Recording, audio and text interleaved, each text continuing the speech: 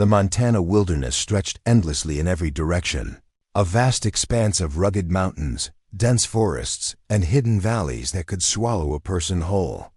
At Glacier Peak Emergency Response Station, the morning mist clung to the towering pine trees while the first rays of sunlight painted the rocky peaks in shades of gold and crimson.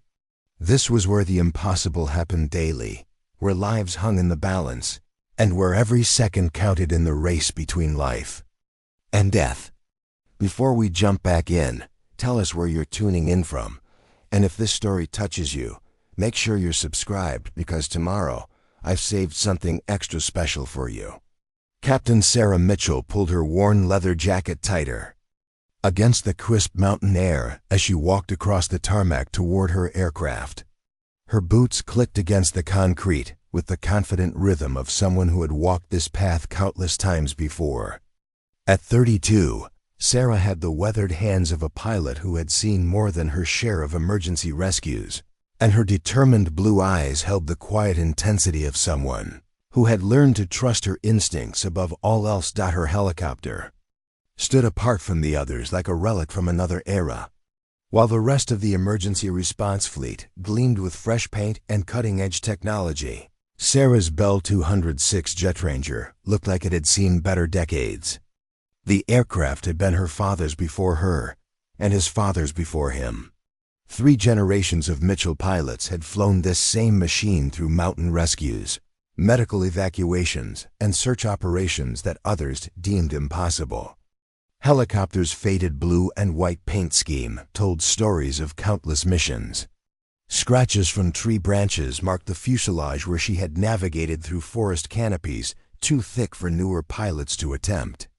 Dents from hailstorms bore witness to flights through weather that would ground more modern aircraft.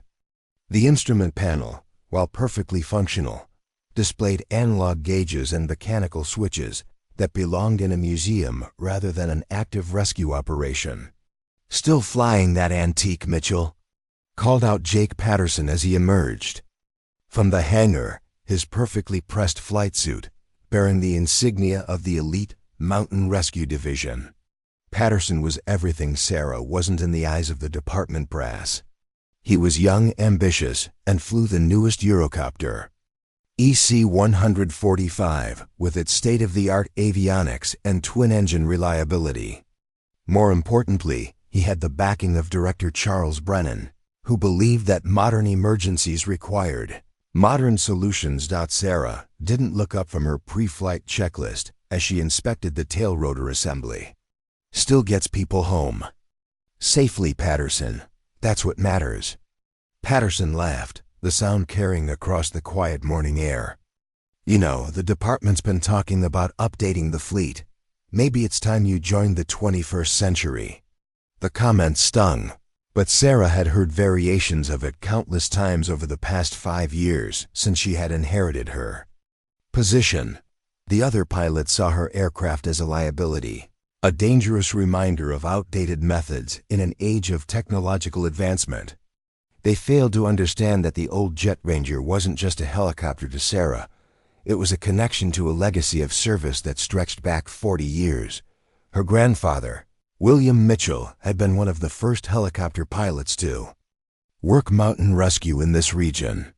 He had purchased the Jet Ranger brand new in 1982 and had spent the next 25 years proving that skill and determination mattered more than fancy equipment. Her father, Robert Mitchell, had continued that tradition, upgrading the engine and modernizing the safety systems while maintaining the aircraft's fundamental reliability. Now Sarah carried that torch, even as department politics and budget pressures threatened to extinguish it forever. She ran her hand along the aircraft's worn surface, feeling the subtle vibrations that told her everything was in perfect working order. The other pilots relied on computer diagnostics and digital displays, but Sarah could diagnose her aircraft's condition through touch, sound, and intuition developed over thousands of flight hours. "The old bird's been flying longer than you've been alive, Patterson," she said, finally looking up from her inspection. "Maybe you should worry about your own equipment before questioning mine." Patterson's smile faltered slightly. Just last month, his high-tech helicopter had been grounded for a week due to a computer malfunction that prevented the engines from starting. Sarah's Jet Ranger, meanwhile, had maintained a perfect operational record for the past 3 years. But statistics didn't matter as much as appearances in the modern emergency services. Bureaucracy. The morning briefing was held in the station's conference room, where a large map of the Glacier Peak wilderness dominated one wall. Director Brennan stood at the head of the table, his military bearing evident in his straight posture and crisp uniform. At 55, Brennan was a career administrator who had never actually flown a rescue mission but possessed an MBA in public administration and a firm belief in efficiency metrics. "Good morning, team," Brennan began, his voice carrying the authority of someone accustomed to being obeyed without question. "I want to start today by addressing some ongoing concerns about our equipment standards and operational protocols." Sarah felt a familiar knot forming in her stomach. These concerns invariably centered on her aircraft and her methods, which deviated from the department's preferred approaches. She sat quietly in the back row, flanked by the other pilots who comprised the Glacier Peak Emergency Response Team. Lieutenant Marcus Rodriguez flew the department's newest addition, a Sikorsky S-76 equipped with night vision capabilities and advanced weather radar. Rodriguez was competent and professional, but he lacked the mountain flying experience that came only from years of navigating the treacherous air currents and unpredictable weather patterns of the high country. Captain Lisa Chun piloted an Airbus H-125, specifically configured for high-altitude operations with enhanced power and specialized rescue equipment. Chun was perhaps the most skilled of the newer pilots, but she had trained exclusively on modern aircraft and struggled with the mechanical understanding that allowed pilots to push their machines beyond manufacturer specifications when lives were at stake. "I've been reviewing our response times and success rates," Brennan continued, clicking through a series of charts and graphs displayed on the conference room's projection screen. "While overall performance remains acceptable, there are some concerning trends that need to be addressed." The first chart showed average response times for various types of emergency calls. Sarah's numbers were consistently faster than her colleagues, particularly for rescues in difficult terrain or adverse weather conditions. The second chart displayed successful rescue percentages, where Sarah again led the team by a significant margin. "As you can see," Brennan said, seemingly oblivious to the data contradicting his intended narrative, "we need to modernize our approaches to meet 21st century standards. The insurance company has raised concerns about the age of some of our aircraft, and the State Oversight Committee has questioned whether our equipment meets current safety regulations." Sarah knew exactly which aircraft they were discussing. Her Jet Ranger was the oldest in the fleet by nearly 2 decades, despite being maintained to standards that exceeded manufacturer requirements. She had personally overseen every inspection, every upgrade, every modification that kept the aircraft not just airworthy, but superior in many ways to the newer machines. "Furthermore," Brennan continued, "there have been informal complaints about certain pilots operating outside established protocols. Emergency response is a team effort that requires coordination and adherence to standard procedures." The informal complaints were Patterson's doing, Sarah was certain. He had been documenting instances where she had deviated from textbook approaches to achieve results that others couldn't match. What he characterized as reckless disregard for protocol, she knew to be creative problem-solving born from experience and necessity. "I want to be clear," Brennan said, his eyes briefly meeting Sarah's before looking away, "that all pilots are expected to operate within approved parameters using approved equipment. Anyone who feels they cannot work within these guidelines should consider whether this position is appropriate for them." The threat was veiled but unmistakable. Sarah felt the weight of 3 generations of family service pressing down on her shoulders. Her grandfather had flown this aircraft through blizzards that grounded every other pilot in the region. Her father had used it to rescue climbers from peaks that were considered unreachable. Now she was being told that their legacy was a liability. After the briefing, the pilots dispersed to their respective aircraft for the day's operations. Sarah walked slowly back to her jet ranger, her mind churning with frustration and determination. She had grown up hearing stories of rescues that seemed impossible, of flights through weather that would terrify modern pilots, of landings in spaces barely large enough for the aircraft's skids. Her grandfather had once told her that a helicopter was only as good as the pilot flying it, and that the newest technology in the world couldn't replace experience, intuition, and the willingness to push beyond comfort zones when lives hung in the balance. She had internalized that lesson, making it the foundation of her approach to emergency response. As she conducted her pre-flight inspection, Sarah noticed Patterson and Rodriguez talking near the fuel pumps. Their conversation was too distant to hear clearly, but their occasional glances in her direction suggested she was the topic of discussion. She had grown accustomed to being the subject of hangar talk, though it never failed to sting when colleagues questioned her methods or her equipment. The jet ranger's engine came to life with the familiar whine of the turbine spooling up. Sarah ran through her startup checklist with the practiced efficiency of someone who could perform the sequence blindfolded. Every switch, every gauge, every indicator was exactly where she expected it to be. The aircraft responded to her inputs with the precision of a finely tuned instrument, despite its age. Through her headset, she monitored the radio chatter of her colleagues as they prepared for their daily missions. Chun was assigned to a routine medical transport, flying a patient from the regional hospital to a specialized facility in Denver. Rodriguez had drawn standby duty, remaining at base in case emergency calls came in. Patterson was conducting training flights with the newest member of the team, showing off the capabilities of his advanced aircraft. Sarah's assignment was characteristically unglamorous. Supply runs to remote weather stations and fire lookout posts scattered throughout the wilderness. It was necessary work that kept the region's early warning systems operational, but it lacked the prestige of rescue missions or medical evacuations.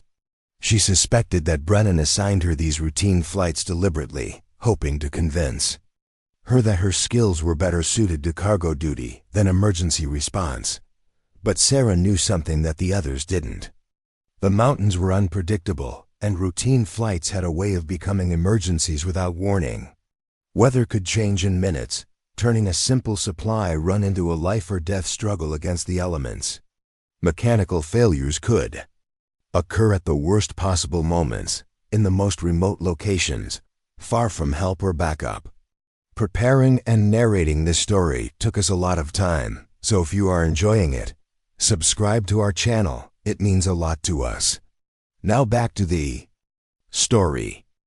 Her grandfather had taught her that every flight was potentially an emergency waiting to happen, and that the best pilots were the ones who prepared for the worst while hoping for the best. That philosophy had served 3 generations of Mitchell pilots well, even if it wasn't appreciated by the current department administration. As Sarah lifted off from the Glacier Peak Emergency Response Station, she felt the familiar sensation of freedom that came with leaving the ground behind.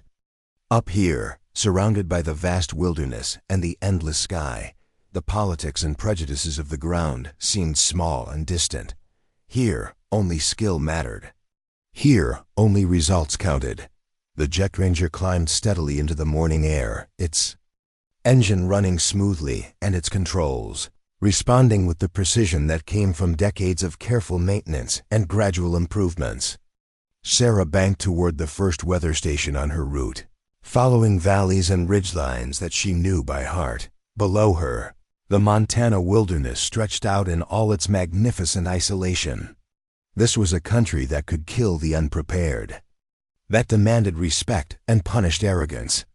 It was also a country that rewarded those who understood its moods and rhythms, who could read the signs that others missed. As she flew deeper into the mountains, Sarah couldn't shake the feeling that today would be different.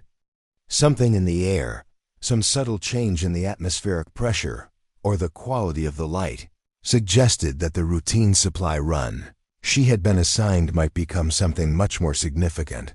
The old jet ranger carried her forward with the steady reliability that had made it a legend among those who understood mountain flying. Whatever challenges lay ahead, Sarah knew that she and her aircraft were ready to meet them, regardless of what others thought about their methods or their equipment. The first weather station sat perched on Eagle's Rest Peak, a jagged outcropping of granite that thrust 11,000 feet into the crystalline mountain air. Sarah approached the landing pad with the careful precision that high-altitude flying demanded, feeling the aircraft respond sluggishly in the thin atmosphere. The Jet Ranger's engine worked harder here, but it had been modified years ago with upgraded components, specifically designed for mountain operations. She touched down on the narrow platform carved into the rocky peak, where meteorologist Dr. Amanda Foster was waiting with her monthly supply order and data collection equipment. Foster was a 20-year veteran of the National Weather Service, one of the few people who truly understood the critical role that these remote stations played in predicting the violent weather patterns that could sweep through the mountains without warning. "Sarah, thank God you're here," Foster called out as she approached the helicopter, her voice tight with urgency. "I've been monitoring some extremely unusual atmospheric readings over the past 48 hours. Something big is building to the northwest." Sarah shut down the engine and climbed out of the cockpit, immediately noticing the strange quality of the air around them. The normal mountain breeze had died to an eerie stillness, and the temperature seemed wrong for the altitude and time of day. Years of mountain flying had taught her to trust these subtle environmental cues that others often missed. "What kind of readings?" Sarah asked, helping Foster load the supply boxes from the helicopter's cargo compartment.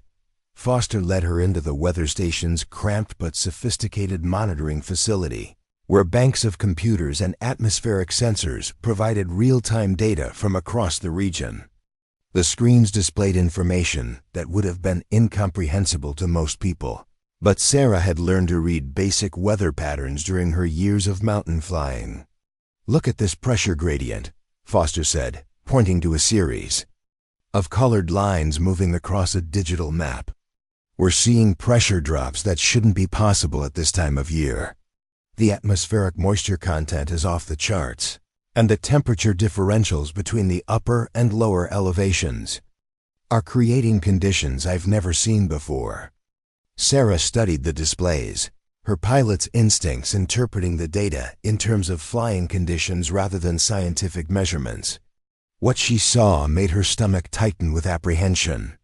The pressure systems were creating the perfect setup for what mountain pilots called a widowmaker, a storm system that could form rapidly and with devastating intensity. "How fast is this moving?" she asked. "That's the terrifying part," Foster replied.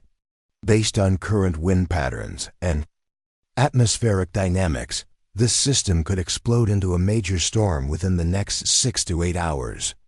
We're talking about conditions that could make the blizzard of '97 look like a spring shower." Sarah remembered the blizzard of 1997 well, though she had been too young to fly rescue missions during that catastrophe. Her father had told her stories of aircraft being grounded for nearly a week while rescue teams struggled to reach stranded victims, using ground vehicles and snowshoes. The death toll had been devastating, largely because emergency responders couldn't reach people who needed help. "Have you reported this to the Emergency Services Coordination Center?" Sarah asked. Foster nodded grimly. "I sent my preliminary findings an hour ago, but I'm not sure anyone understands the severity of what we're looking at. The computer models are having trouble processing data this extreme.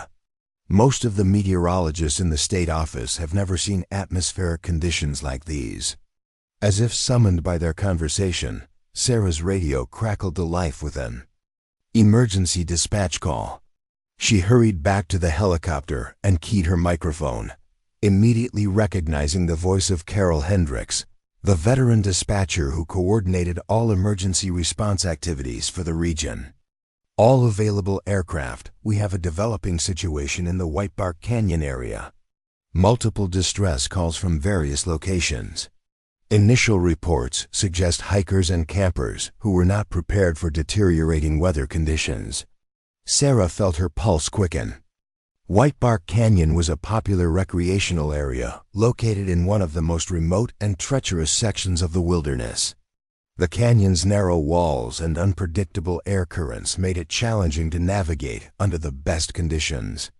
In bad weather, it became a death trap. Control, this is Mitchell and Jet Ranger 47. I'm currently at Eagle's Rest Weather Station. What's the specific nature of the emergency? Mitchell, we've received at least 6 separate distress calls from the canyon area over the past 30 minutes.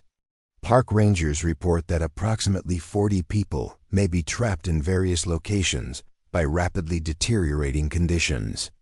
Initial attempts at ground rescue have been unsuccessful due to terrain difficulties. 40 people.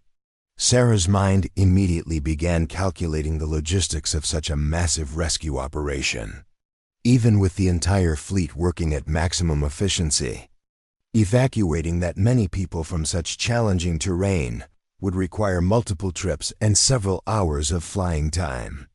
Control, what's the current weather forecast for the canyon?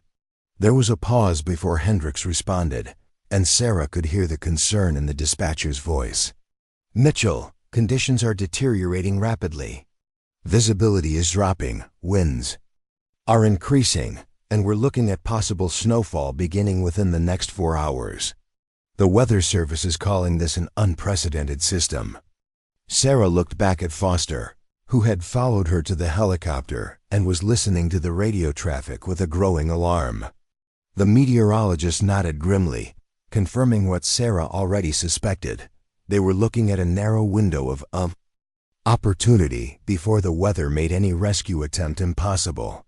Control, I'm currently receiving a weather briefing from Dr. Foster at Eagle's Rest Station. The atmospheric conditions are far worse than initial forecasts suggested. This storm system could become life-threatening within hours. Copy that, Mitchell.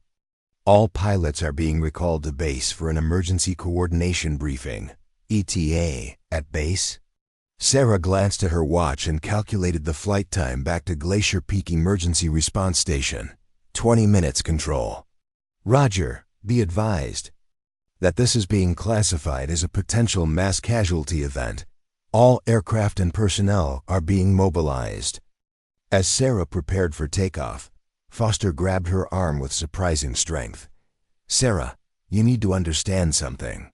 Based on what I'm seeing here, this storm is going to hit harder and faster than anyone expects. Once those winds reach critical velocity and the visibility drops to 0, no aircraft will be able to fly safely into that canyon. How long do we have? Maybe 6 hours, probably less. Sarah felt the weight of that timeline settling over her like a physical burden. 40 people trapped in one of the most dangerous areas of the wilderness, with a catastrophic storm bearing down on them and only hours to complete what would normally be a multi-day rescue operation. The flight back to base was turbulent, with unexpected wind shear and rapidly changing atmospheric conditions that confirmed Foster's dire predictions. The Jet Ranger handled the rough air with its characteristic stability, but Sarah could feel the approaching storm in every gust and downdraft. She monitored the radio traffic as other pilots reported in. From their various assignments, Chun was already en route to base from her medical transport mission. Rodriguez was preparing for immediate deployment from his standby position. Patterson was cutting short his training flight to return for the emergency briefing. As the Glacier Peak Emergency Response Station came into view, Sarah could see unusual activity on the ground. Emergency vehicles were staged around the perimeter of the facility, and personnel from multiple agencies were converging on the operations center. This was clearly being treated as a major incident that would require coordination between federal, State and local resources. Sarah touched down on her designated landing pad and immediately began post-flight procedures, knowing that every minute saved now could make the difference between life and death for the people trapped in White Bark Canyon. As she secured her aircraft, she noticed Director Brennan standing near the operations building, talking intensely with a group of officials she didn't recognize. Patterson's Eurocopter landed nearby, and she watched him emerge from his cockpit. With the confident swagger that characterized his approach to emergency situations, he thrived on high-profile missions that showcased his aircraft's advanced capabilities and his own piloting skills. "Looks like we've got a real situation brewing, Mitchell," Patterson called out as he walked past her toward the briefing room. "Hope that old bird of yours is up for some serious flying."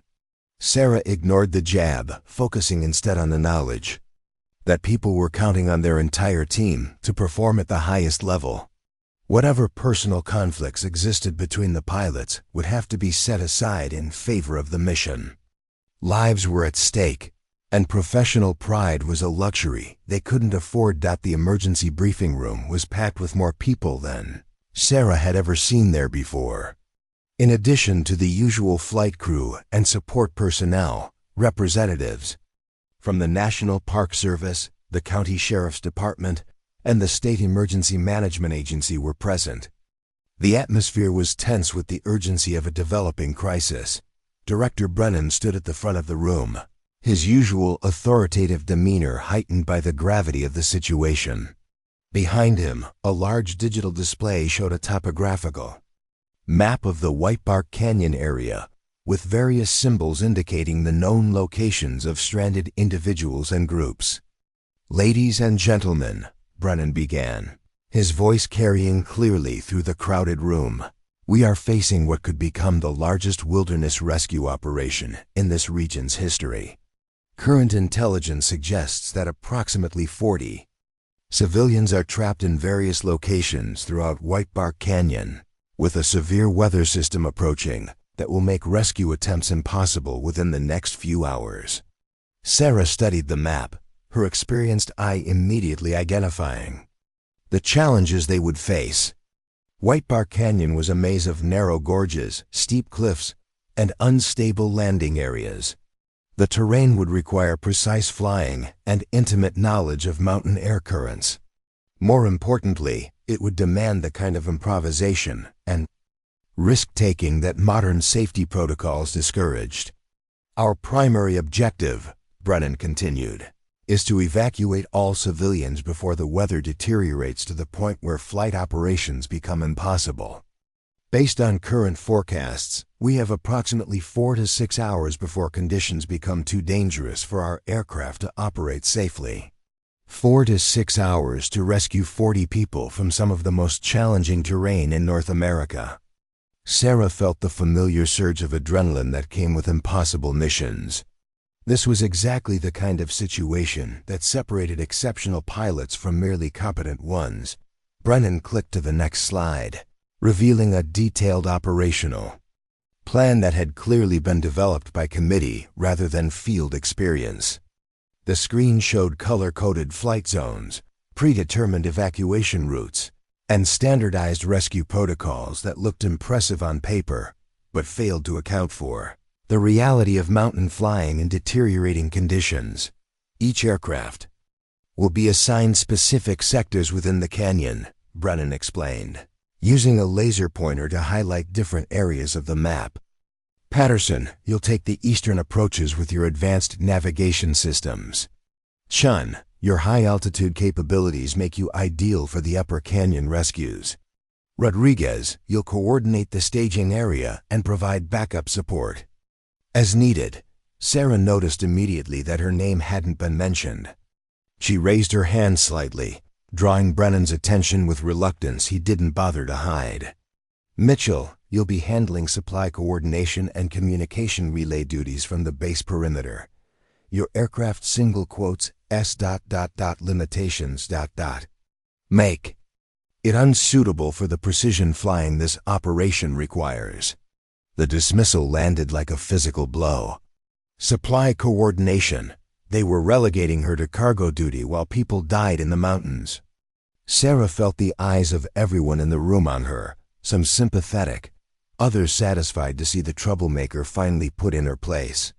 "Sir, with respect, I've been flying that canyon longer than anyone else in this room," Sarah said, keeping her voice level despite the anger building inside her.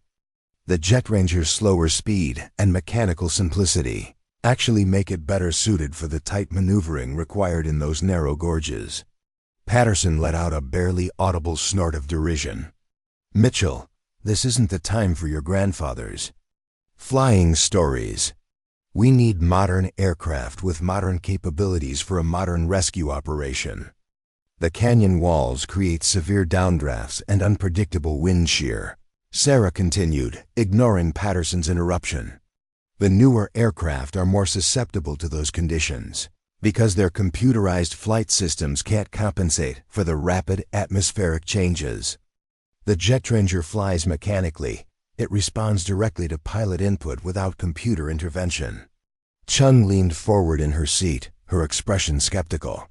"Sarah, my Airbus has terrain-following radar and weather penetration capabilities that your aircraft simply doesn't possess. How can you argue that older technology is superior in these conditions?" "Because I've flown through those exact conditions before," Sarah replied. 3 years ago, during the Henderson family rescue, I was the only pilot who could maintain stable flight in the downdrafts near Widow's Peak. Your Airbus would have been fighting its own flight computers while trying to navigate those air currents. The Henderson rescue had been one of Sarah's most challenging missions, involving the evacuation of a family whose hiking expedition had been caught in an unexpected early snowstorm. The terrain had been similar to what they now faced in White Bark Canyon, and Sarah's success had been due largely to her aircraft's mechanical predictability and her own understanding of mountain air currents. Director Brennan's expression hardened at the mention of the Henderson rescue. That mission had been a public relations victory for the department, but it had also highlighted the limitations of their newer aircraft in extreme conditions. Brennan had spent considerable effort explaining to oversight committees why the department's most expensive helicopters had been unable to complete a rescue that was accomplished by their oldest aircraft.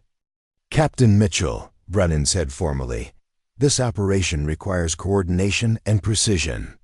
We cannot afford to have pilots operating outside established protocols or taking unnecessary risks with valuable equipment." The phrase "valuable equipment" stung particularly sharply. Sarah knew that her Jet Ranger was worth a fraction of the cost of the newer helicopters, making it theoretically more expendable in dangerous situations. But she also knew that the aircraft's lower value meant it was less protected by insurance restrictions and bureaucratic risk management policies. "Sir, those people in the canyon don't care about our protocols," Sarah said, her voice carrying an edge of frustration she couldn't completely suppress. "They care about whether we can reach them before they freeze to death or get buried in an avalanche. The Jet Ranger can land in spaces that your other aircraft can't even approach." Rodriguez nodded thoughtfully from his position near the back of the room. "She has a point about the landing zones. Some of those canyon locations barely have room for a single skid touchdown." "Which is exactly why we need to be smart about our approach," Patterson interjected. "My Eurocopter has a hover capability that allows for precision rescue operations without requiring actual landings. We can use hoist systems and medical baskets to evacuate people from areas where landing isn't possible." Sarah felt her jaw clench. Patterson's condescending tone. "And what happens when the wind conditions make hovering impossible? What happens when the downdrafts are so severe that your computer-controlled hover system can't maintain stability?" "That's a theoretical scenario, Mitchell. Modern aircraft are designed to handle challenging conditions. It's not theoretical. When you've experienced it," Sarah shot back. "I've flown through wind conditions that would slam a hovering aircraft into the canyon walls.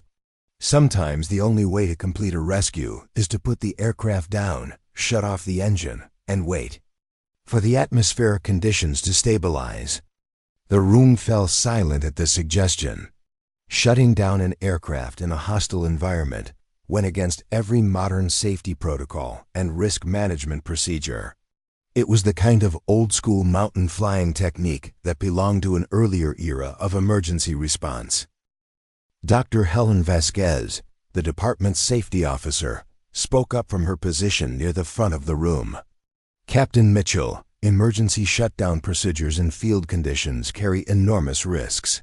If the aircraft fails to restart, both the pilot and any rescued individuals could become additional casualties, requiring rescue themselves."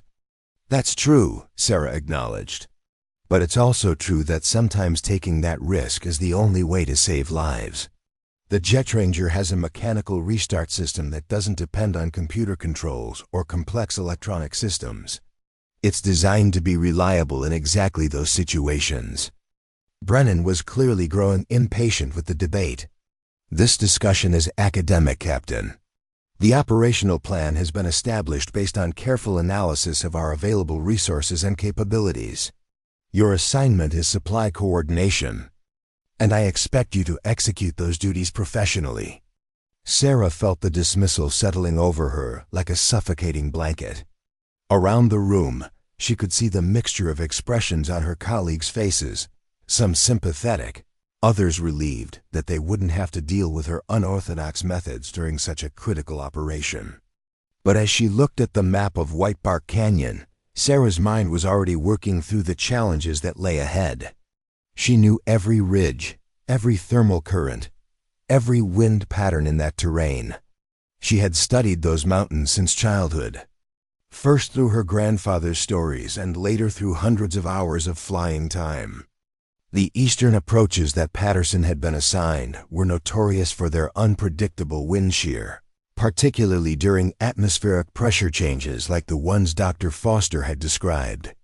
The upper canyon areas where Chun would be operating were subject to rapid temperature inversions that could create whiteout conditions without warning.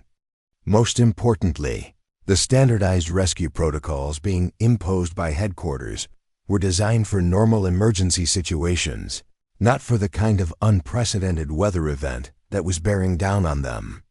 Those protocols prioritize safety, margins and risk mitigation over the kind of aggressive flying that might be necessary to save lives in deteriorating conditions. "Sir," Sarah said, making one final attempt to be heard, "I request permission to be designated as backup for the primary rescue teams. If conditions deteriorate beyond the capabilities of the other aircraft, someone needs to be available who can operate in extreme weather." Brennan's response was immediate and final. "Request denied, Captain. Your aircraft does not meet the safety standards required for high-risk operations. That's not negotiable." As the briefing concluded and the other pilots began filing out toward their aircraft, Sarah remained seated for a moment, staring at the map of White Bark Canyon. 40 people were depending on this rescue operation, and she was being sidelined because her aircraft didn't fit the bureaucratic definition of modern capability. Patterson stopped beside her chair as he prepared to leave for his aircraft. "Don't take it personally, Mitchell," he said with false sympathy. "We all have our roles to play. Yours just happens to be a supporting one. Those people don't deserve to die because of departmental politics," Sarah replied quietly. "They won't die," Patterson said confidently. "We've got the best equipment and the most advanced aircraft in the region. This is exactly the kind of mission our technology was designed for." Sarah watched him walk away, his confidence unshaken by the challenges that lay ahead. She hoped desperately that his certainty was justified, but her instincts told her otherwise. The mountains didn't care about advanced technology or bureaucratic protocols. They respected only skill, experience, and the willingness to adapt when plans fell apart. As she walked toward her JetRanger, Sarah couldn't shake the feeling that, before this day was over, someone would need exactly the kind of flying that her aircraft and her experience could provide. The question was whether she would be allowed to provide it when the time came.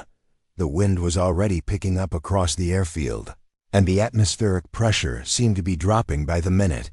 Dr. Foster's predictions were proving accurate, and the window for successful rescue operations was closing faster than anyone had anticipated. Sarah began her pre-flight preparations with extra care, ensuring that every system was operating at peak efficiency. Even if she was officially relegated to support duties, she intended to be ready for whatever challenges the day might bring. Her grandfather had taught her that preparation was the foundation of successful mountain flying, and that lesson had never failed her yet. The rescue operation launched with military precision at exactly 1400 hours.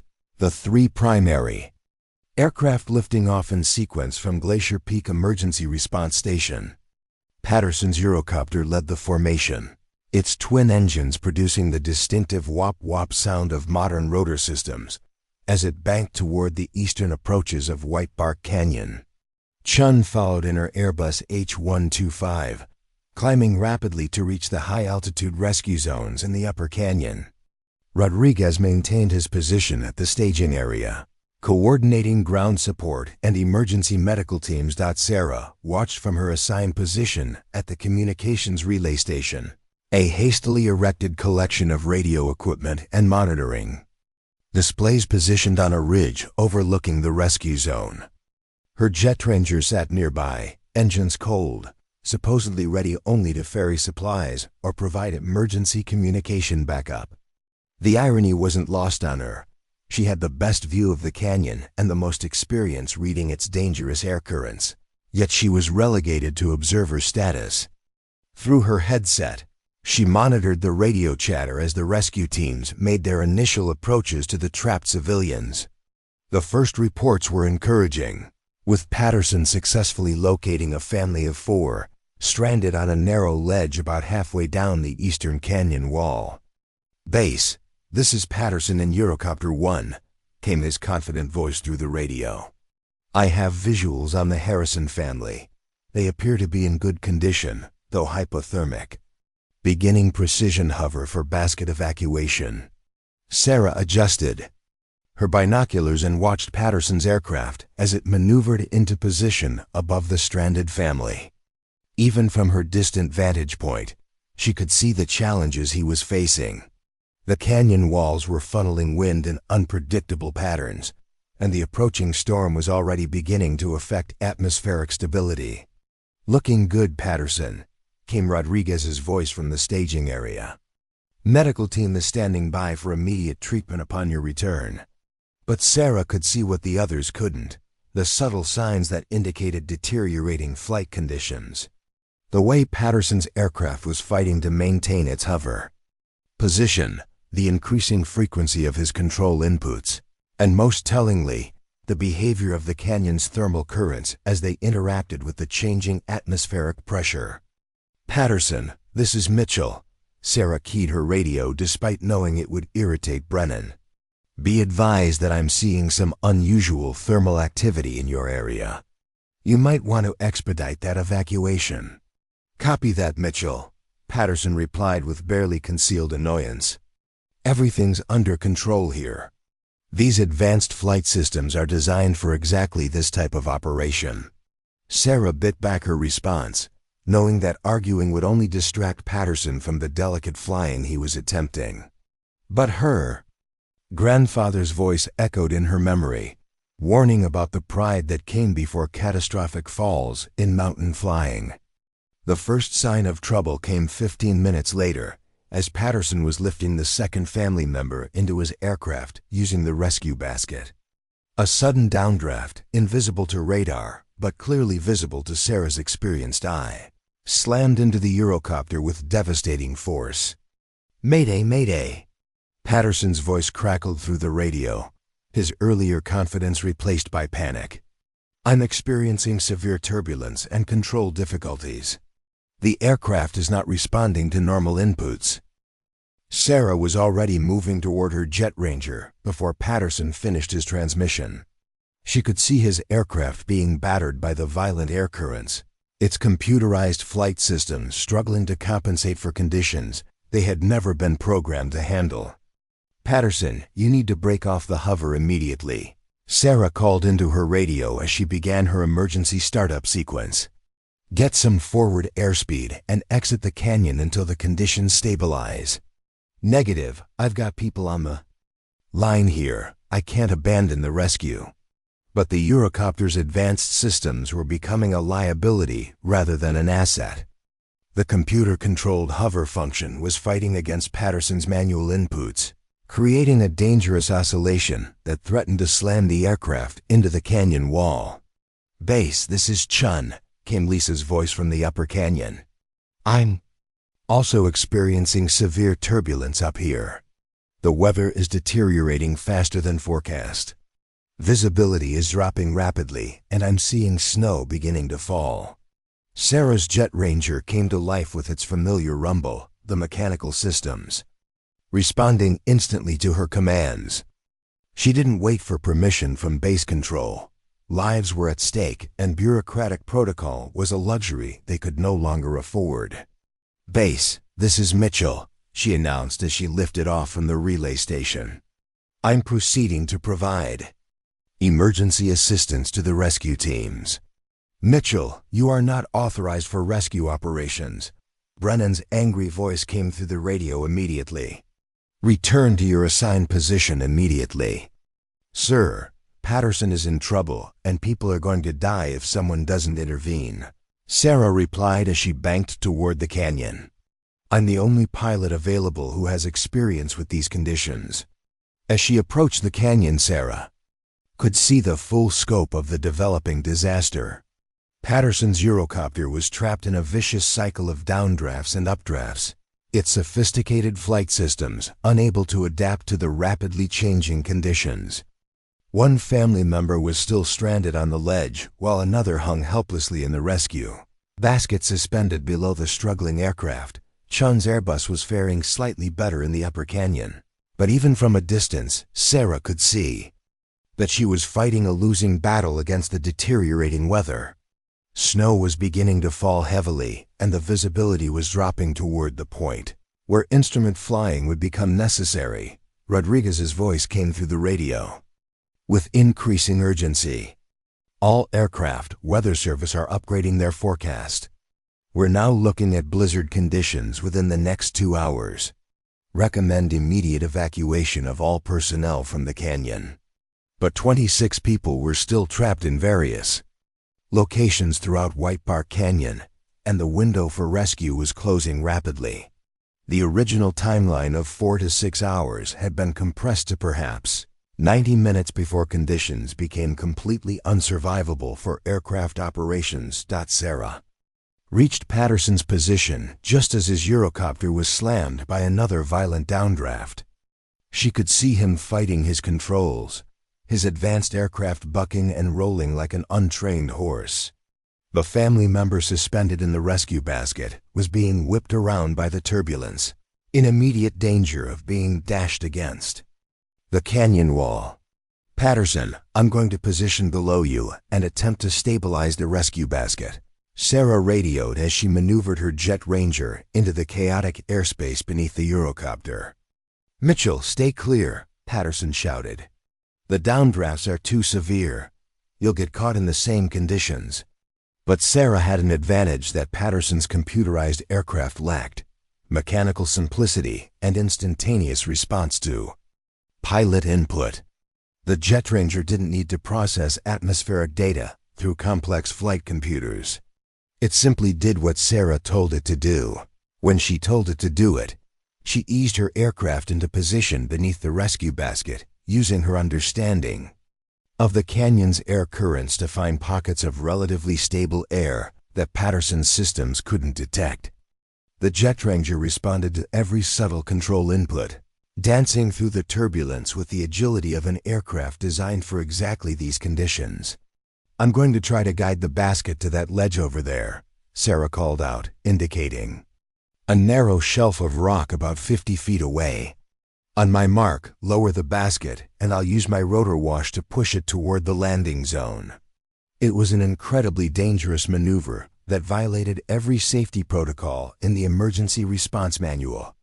Using helicopter rotor wash to guide a rescue basket required precise timing and absolute control of the aircraft's position. One mistake could send the basket and its human cargo spinning into the canyon wall. "Sarah, that's insane," Chun's voice came through the radio from her position in the upper canyon.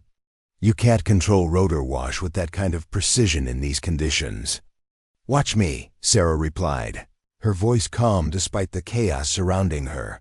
The maneuver required her to position the jet ranger at exactly the right angle and distance to create a controlled airflow that would guide the rescue basket toward the ledge. Too close, and her rotor wash would spin the basket out of control.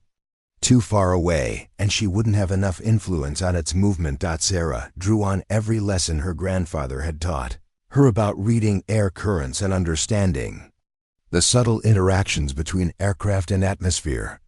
She could feel the turbulence through her controls, sense the changing pressure gradients through the aircraft's responses, and anticipate the downdrafts through tiny variations in engine sound.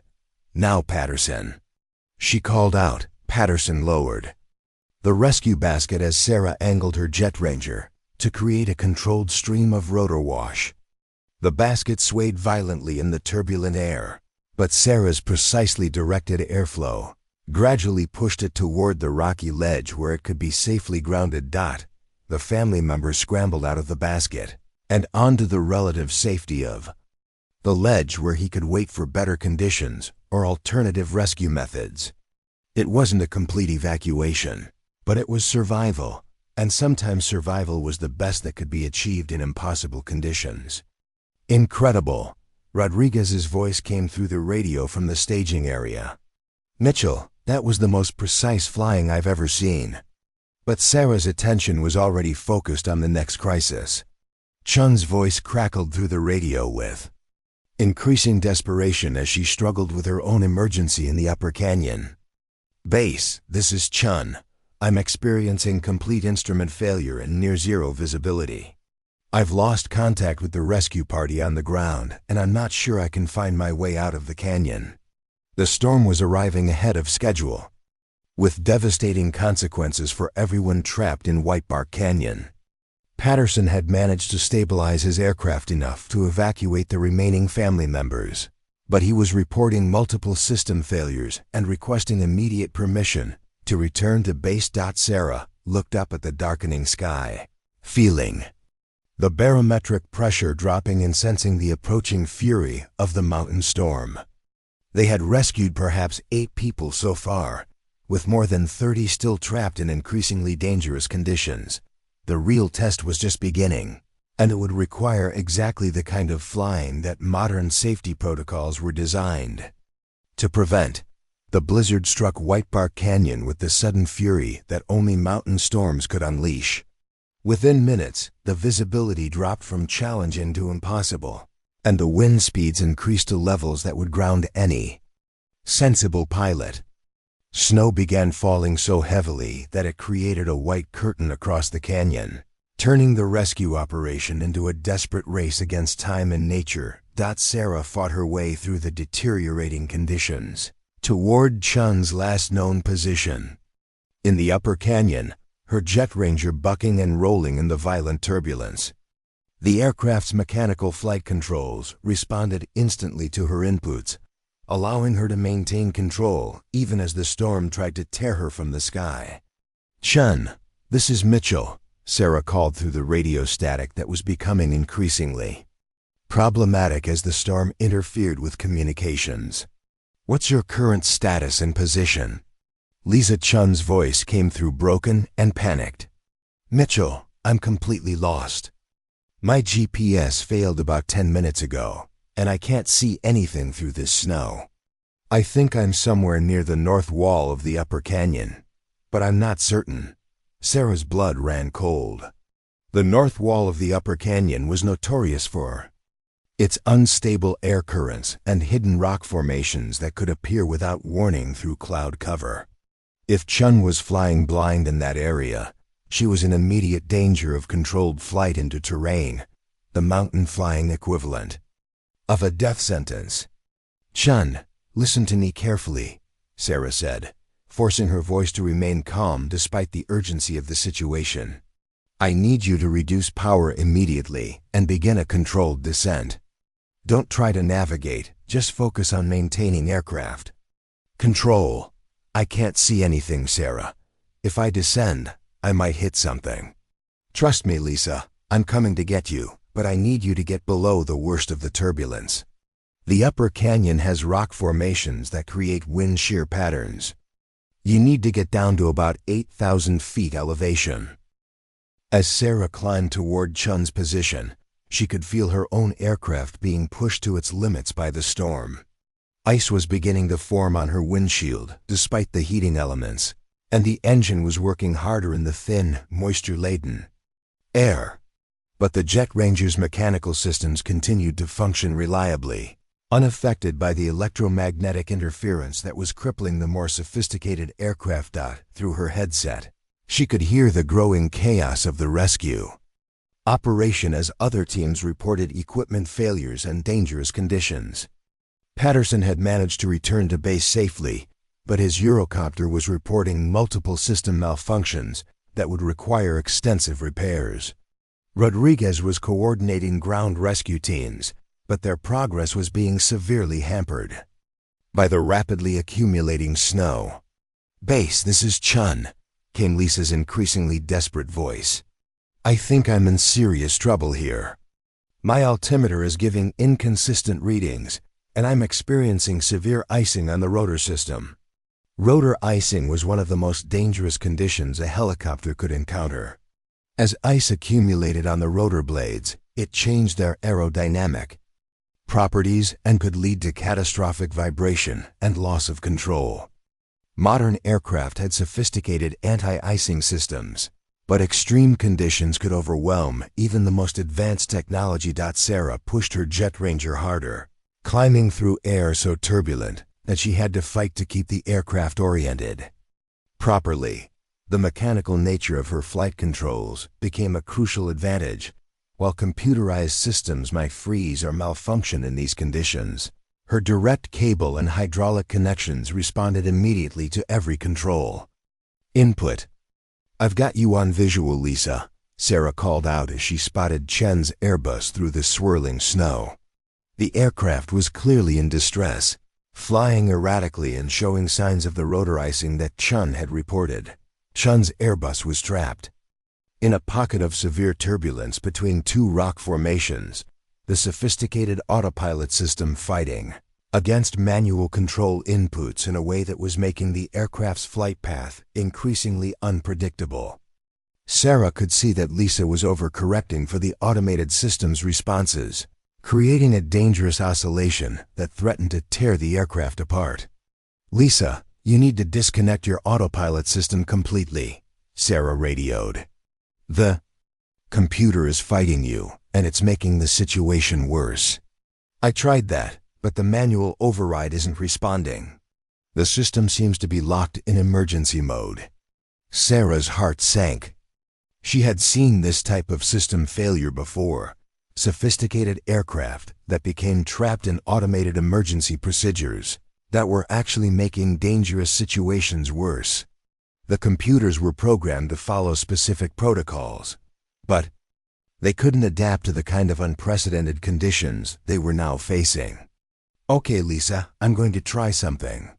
I want you to follow my aircraft as closely as you can.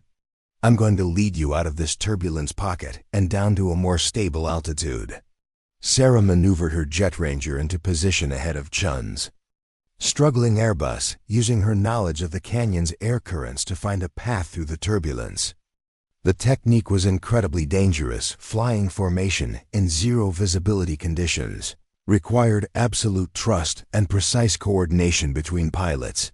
But Sarah had learned formation flying from her grandfather, who had used similar techniques during mountain rescues in the days before modern navigation systems. It was old-school flying that relied on pilot skill and aircraft responsiveness rather than technological aids. "Stay about 50 feet behind me and match my movements exactly," Sarah instructed. "Don't try to anticipate what I'm doing. Just follow." As they began their descent through the turbulent air, Sarah felt the full weight of responsibility settling on her shoulders. She wasn't just flying her own aircraft anymore. She was guiding both helicopters through conditions that could kill them. Both if she made even a small mistake. The Jet Ranger responded to her every input with mechanical precision, allowing her to thread through pockets of stable air that her instruments couldn't detect, but her experience could sense. She used every technique her grandfather had taught her about reading mountain air currents, feeling for pressure changes through the aircraft's responses, and anticipating wind shear through subtle variations in engine sound. "Sarah, I'm showing critical rotor icing." Chun's voice was tight with fear. "The vibration is getting worse, and I'm having trouble maintaining control." Rotor icing could lead to catastrophic failure within minutes. If the ice buildup became too severe, the rotor system could tear itself apart, sending both aircraft spinning into the canyon walls. Sarah had to get them both to a lower altitude where the warmer air would melt the ice accumulation. "Just hold on, Lisa. We're almost through the worst of it." But as they descended, Sarah realized they were facing a new crisis. The storm was intensifying faster than anyone had predicted, and the lower elevations of the canyon were beginning to fill with snow and debris blown by the violent winds. What should have been their escape route was becoming a trap. Through her radio, Sarah could hear Director Brennan's increasingly frantic voice from base operations. "All aircraft conditions have deteriorated beyond acceptable safety parameters. All rescue operations are to be suspended immediately. Repeat, all aircraft return to base immediately." "Negative, Control," Sarah replied firmly. "I have Chun with critical rotor icing and multiple system failures. We cannot return to base until we resolve her emergency." "Mitchell, that's a direct order. You are to abort rescue operations and return immediately." Sarah looked ahead at the swirling snow and the narrow canyon walls that seemed to be closing in around them. Behind her, Chun's aircraft was struggling to maintain formation, its sophisticated systems failing one by one under the assault of the unprecedented storm. "Control, I have a pilot in distress and multiple civilians still trapped in the canyon. I'm not abandoning this mission." The radio crackled with static, and Sarah could almost feel Brennan's fury through the electronic interference. But she had made her choice. Her grandfather had taught her that there were times when regulations and protocols had to be set aside in favor of doing what was right. As they continued their treacherous descent through the storm, Sarah knew that she was gambling with more than just her own life. If she failed to bring Chun safely through this crisis, both pilots would become additional casualties in an already desperate situation. But if she succeeded, they might still have a chance to rescue some of the people who were depending on them. The old Jet Ranger pressed on through the blizzard, its mechanical heart beating steadily against the fury of the mountain storm. Behind her, Chun's failing Airbus followed through the white darkness, held aloft by nothing more than Sarah's skill and the trust between two pilots facing impossible odds. Ahead, the canyon waited with its hidden dangers and trapped survivors, while above them the storm raged with increasing violence. Time was running out for everyone in White Park Canyon, and Sarah Mitchell was their only hope of survival. The weight of 40 lives pressed down on her shoulders as she guided both aircraft deeper into the heart of the storm, following paths that existed only in her memory and trusting in the mechanical reliability of an aircraft that others had dismissed as obsolete. But obsolete or not, the Jet Ranger was still flying when everything else had failed, and that made all the difference in the world. Sarah's calculated gamble paid off as they broke through the worst of the upper altitude turbulence and entered slightly more stable air at 7,000 feet elevation. The warmer temperature immediately began melting the ice accumulation on Chun's rotor system, and her aircraft's vibration started to decrease to manageable levels. "Sarah, the icing is clearing." Chun's voice came through the radio with obvious relief. "I'm regaining control authority. Your grandfather's formation techniques just saved both our lives." But their celebration was premature. As they emerged from the immediate crisis, Sarah could see the full scope of the disaster unfolding in Whitebark Canyon below them. The storm had transformed the entire area into a white hellscape of swirling snow and hurricane-force winds. More critically, she could see the bright emergency strobes of multiple distress beacons scattered throughout the canyon, clear evidence that the trapped civilians were running out of time. "Control, this is Mitchell," Sarah called through the increasing radio static. "I have Chun stabilized and we're proceeding to continue rescue operations in the lower canyon areas." Brennan's response was immediate and furious. "Mitchell, you are in direct violation of emergency protocols. Return to base immediately or face disciplinary action, including termination and possible criminal charges." Sarah felt a moment of doubt creep into her mind. She was risking everything, her career, her family's legacy, possibly her life, on a rescue mission that everyone else considered impossible. But then she spotted something through the swirling snow that changed everything. "Control, I have visual on a large group of civilians trapped on Devil's Ledge," she reported, her voice taking on new urgency. "I count at least 15 people, including children. They appear to be in immediate danger from avalanche conditions above their position." Devil's Ledge was one of the most dangerous locations in the entire canyon, a narrow rock formation jutting out from the canyon wall with unstable snow slopes above it. If an avalanche occurred, everyone on that ledge would be swept into the canyon depths with no possibility of survival. Chun's voice crackled through the radio as she observed the same scene. "Sarah, that snow above them looks ready to go. Any vibration or loud noise could trigger a slide." Sarah studied the situation through her binoculars, her pilot's mind automatically calculating the challenges involved in reaching the trapped people.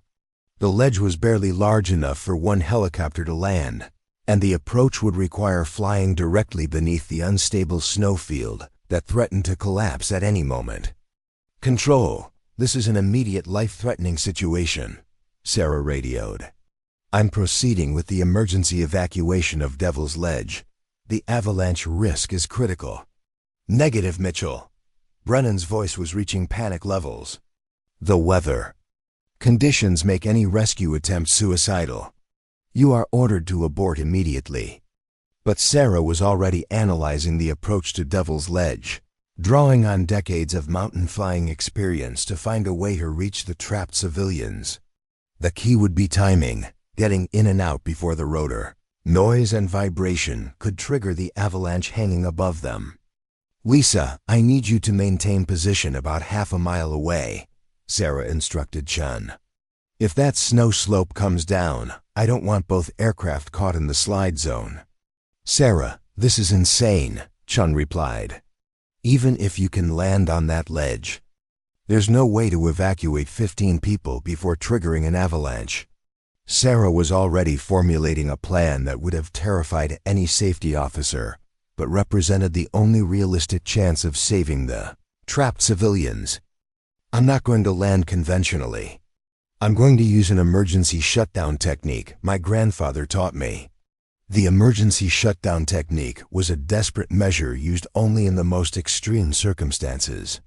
It involved landing the aircraft, immediately shutting down the engine to eliminate rotor noise and vibration, then manually restarting when ready for takeoff.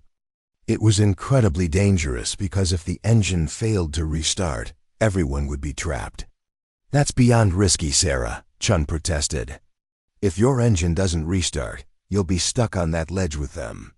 The Jet Ranger has a mechanical restart system that doesn't depend on computers or electrical power," Sarah replied as she began her approach to Devil's Ledge. "It's designed for exactly this kind of situation." As Sarah descended toward the narrow ledge, she could see the desperate faces of the trapped civilians looking up at her aircraft. Among them were several children, their parents huddled around them in a futile attempt to provide warmth and protection from the storm. They had probably been trapped for hours, and hypothermia was clearly setting in. The approach to Devil's Ledge required Sarah to fly within feet of the canyon wall while maintaining precise control in the turbulent downdrafts created by the wind flowing around the rock formations. One mistake would send her aircraft spinning into the rocks or trigger the avalanche that would kill everyone. But the Jet Ranger responded to her every control input with mechanical precision, its simple systems unaffected by the electromagnetic interference and extreme conditions that had crippled the more sophisticated aircraft. Sarah felt the connection between pilot and machine that her grandfather had described, the moment when aircraft and aviator became one unified system. She touched down on Devil's Ledge with the gentlest landing of her career, the skids settling onto the snow-covered rock with barely a whisper. Immediately, she began the emergency shutdown sequence, her hands moving through the familiar procedures with practiced efficiency. The engine wound down to silence, eliminating the noise and vibration that could trigger the avalanche. In the sudden quiet, Sarah could hear the wind howling through the canyon and the ominous creaking of the snow field above them. "Everyone stay calm and move quietly," Sarah called out to the trapped civilians as she climbed out of her aircraft. "We're going to get you out of here, but we need to be very careful about noise levels." The evacuation proceeded with desperate efficiency. Sarah helped load the children first, their small bodies requiring minimal space in the aircraft's cabin. The adults followed, cramming into every available space with the understanding that comfort was irrelevant when survival was at stake. As the last person squeezed into the overloaded Jet Ranger, Sarah could see stress fractures appearing in the snowfield above them. The avalanche was imminent, and they had perhaps minutes before the entire slope came crashing down. "Hold on tight, everyone," Sarah warned as she initiated the restart sequence. "This is going to be rough." The Jet Ranger's engine came to life. With its familiar whine, the mechanical restart system functioning exactly as designed. Sarah pulled pitch immediately, lifting the overloaded aircraft off Devil's Ledge just as the first chunks of snow began breaking free from the slope above. The avalanche began as Sarah climbed away from the ledge, a massive wall of snow and ice, cascading down the mountainside with the sound of thunder. If they had been 60 seconds later, everyone would have been buried under tons of debris. "Incredible," Chun's voice came through the radio as she watched the evacuation from her safe distance. "Sarah, that was the most courageous flying I've ever witnessed." But Sarah's attention was already focused on the next challenge. The Jet Ranger was carrying nearly double its recommended passenger load, and the additional weight was affecting its performance significantly. She would need to carefully manage power and airspeed to get everyone safely back to base. Through her headset, she could hear Rodriguez's voice from the staging area, his tone filled with amazement. "Control, I'm watching Mitchell's aircraft approaching the base with what appears to be a full load of survivors. How did she manage to evacuate that many people in these conditions?" Director Brennan's response was notably absent from the radio chatter.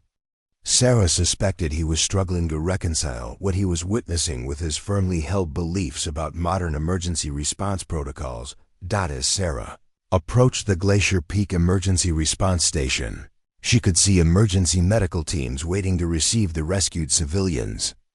Ground crews were also standing by to assist with the dangerous overweight landing she would need to perform. "Base, this is Mitchell," she radioed. "I have 15 survivors from Devil's Ledge, multiple cases of hypothermia and exposure. Request priority medical treatment upon landing." "Copy that, Mitchell," came Rodriguez's voice, now filled with obvious respect. "Medical teams are standing by. Outstanding work out there." Sarah brought the overloaded Jet Ranger down with the same precision she had used for the emergency pickup, the aircraft responding faithfully despite carrying far more weight than its designers had ever intended. As the skids touched the ground, she felt a wave of relief wash over her.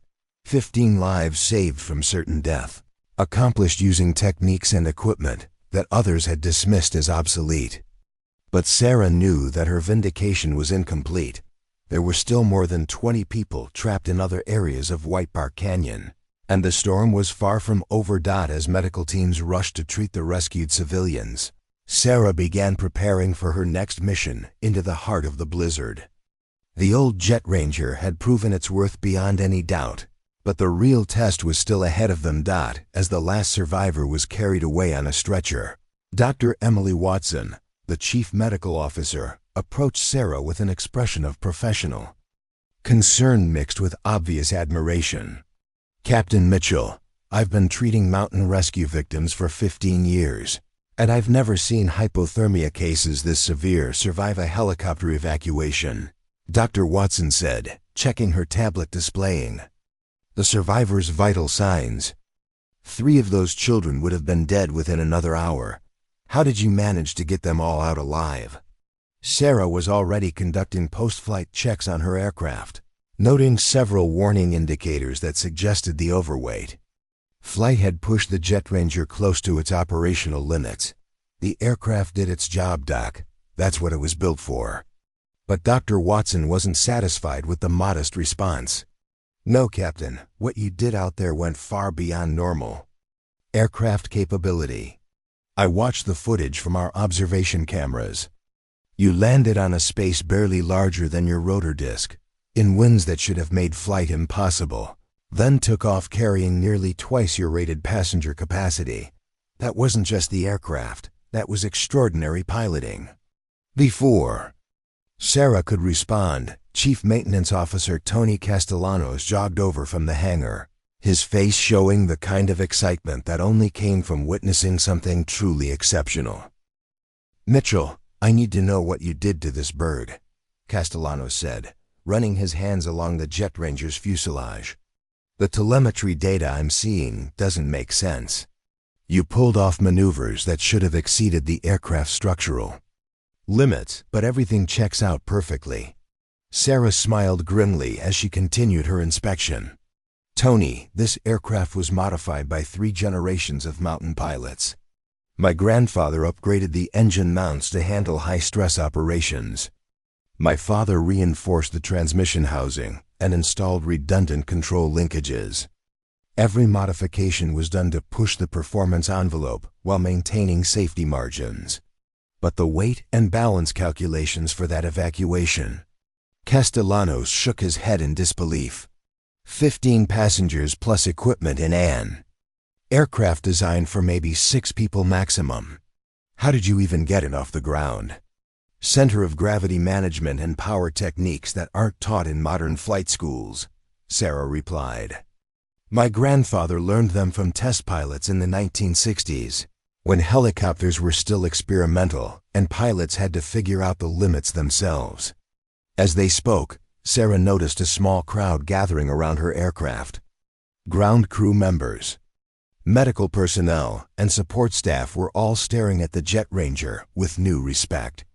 Word of the impossible rescue was spreading quickly through the base, and people were beginning to understand that they had just witnessed something remarkable. Patterson approached from the direction of the hangar, his Eurocopter visible in the background, surrounded by maintenance technicians working to repair the multiple system failures it had suffered during the brief exposure to extreme weather conditions. "Mitchell," Patterson said, his voice lacking its usual arrogance, "I owe you an apology. I watched the whole thing through binoculars from the operations center. What you did out there, I've never seen flying like that." Sarah looked up from her checklist, surprised by the genuine humility in Patterson's voice. "Jake, we're all trying to save lives out here. Equipment is just equipment. It's how we use it that matters." "No, you don't understand," Patterson continued. "My Eurocopter has every advanced system available: terrain-following radar, synthetic vision displays, computerized flight management systems. But none of that technology could handle what you just flew through manually. I'm beginning to think we've been focusing on the wrong things." Rodriguez's voice crackled through Sarah's radio, interrupting the conversation. Mitchell, we've got another situation developing. Ground teams have located a large group of survivors in the lower canyon, but they're reporting that several people are critically injured and need immediate medical evacuation. Sarah keyed her microphone immediately. Rodriguez, what's the location? And current conditions? Snake River Basin, about 3 miles into the lower canyon. 22 people, including a family with severe trauma injuries from a rock slide. Ground teams say the weather is deteriorating rapidly in that area, and they're not sure how long they can maintain their position. Sarah felt her stomach tighten. Snake River Basin was one of the most challenging locations in the entire wilderness.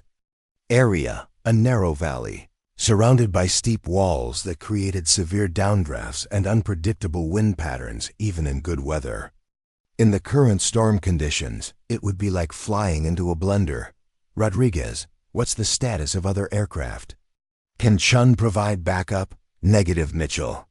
Chun's Airbus is showing multiple system malfunctions from the extreme weather exposure. It's grounded pending full diagnostics. Your aircraft is the only one currently operational and capable of mountain flying in these conditions. 22 more people, some critically injured, trapped in one of the most dangerous areas of the canyon.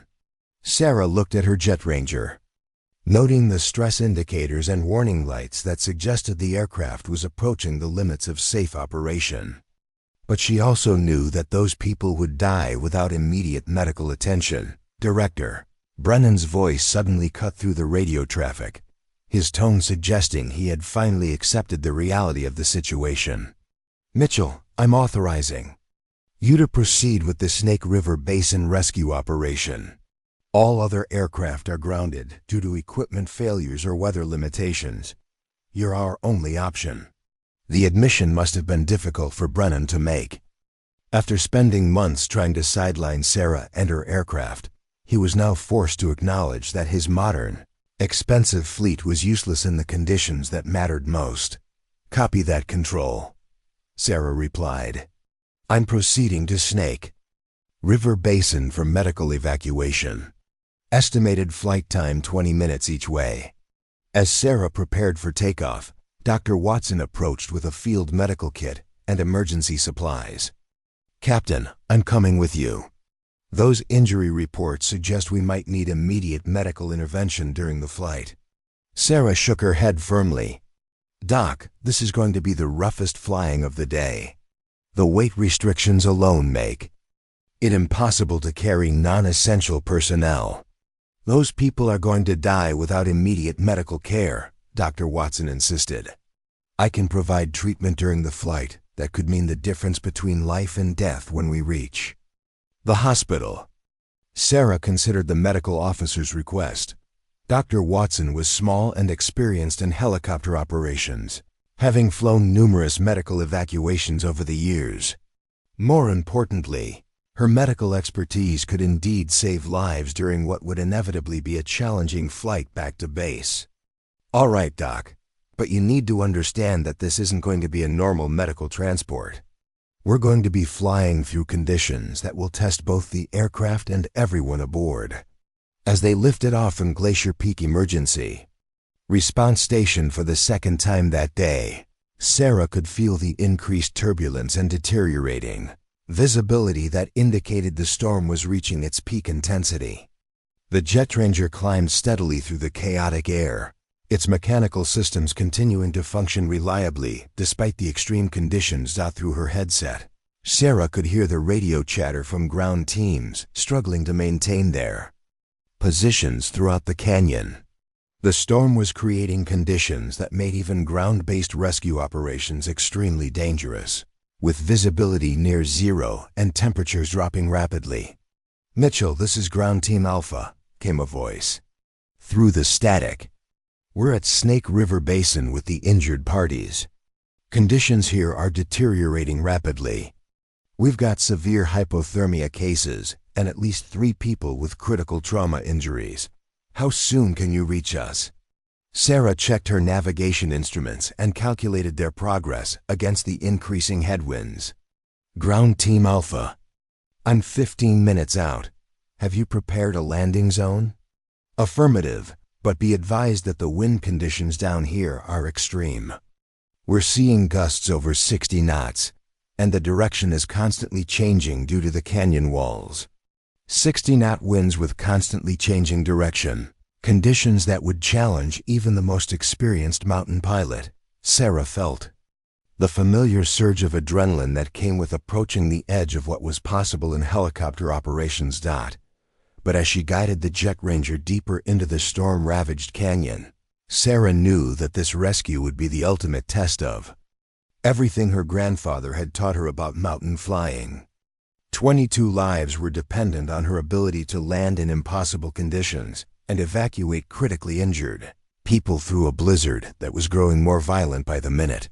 Snake River Basin materialized through the swirling snow like a scene from a nightmare. The narrow valley was completely engulfed in the blizzard, with wind-driven snow creating whiteout conditions that made navigation nearly impossible.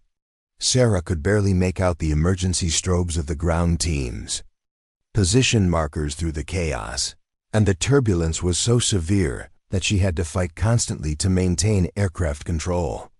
Ground Team Alpha, this is Mitchell approaching from the north, Sarah called through the radio static. I have visual on your strobes, but landing conditions look impossible. What's your assessment of the wind patterns down there? Mitchell. Winds are gusting between 40 and 70 knots, shifting direction every few seconds, came the strained voice of team leader Sergeant Mike Torres. We've tried to create a windbreak using our vehicles, but it's not having much effect. 3 of our injured are unconscious, and we're losing them fast. Dr. Watson, strapped into the co-pilot seat with her medical equipment secured around her, studied the scene below through binoculars. Sarah, I can see at least 2 people who aren't moving at all. We're looking at a mass casualty situation that's going to require multiple trips.